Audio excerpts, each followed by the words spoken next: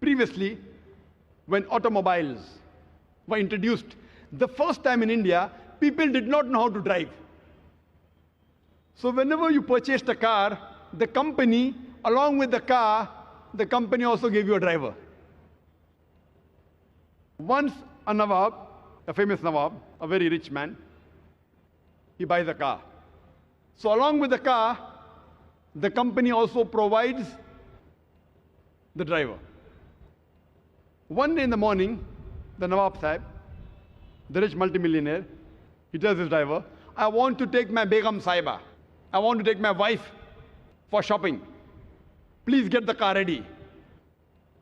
The driver replies, Nawab Sahib, the car is not in working condition. Nawab Sahib is very angry. Put the car back in working condition immediately. So the driver says, to put the car back in working condition, I require 10 liters of milk, 20 kgs of pure honey, 30 kgs of pure ghee, and 40 kgs of rice. That also basmati rice. So Nawab Sahib, the rich multimillionaire, he gives the driver 10 liters of milk, 20 kgs of pure honey, 30 kgs of pure ghee, and 40 kgs of rice. That also basmati rice, top quality. The driver gives it to his wife, and within a few minutes, the car is in working condition.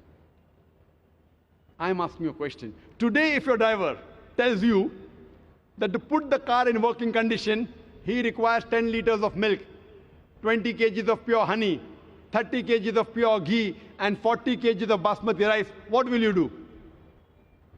What will you do? Will you give it to him? What will you do? You will kick him out of the job.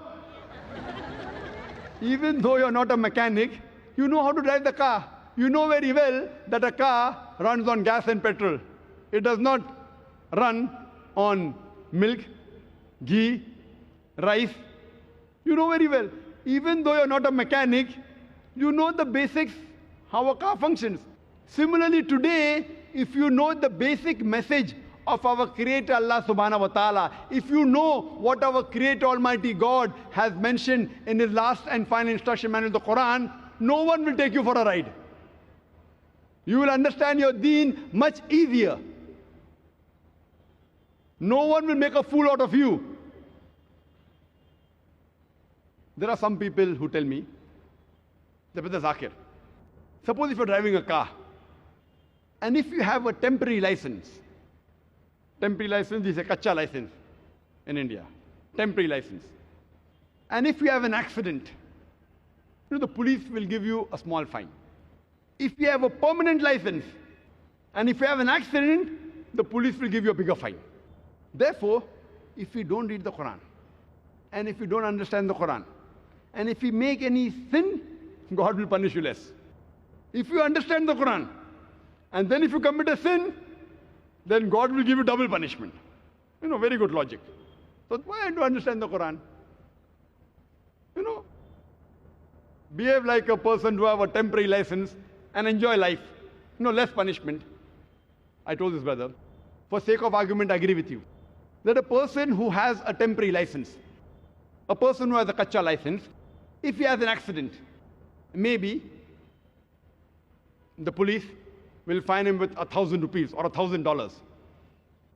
And if a person who has a permanent license, if he has an accident, maybe the police will fine him double, 2,000 rupees or $2,000.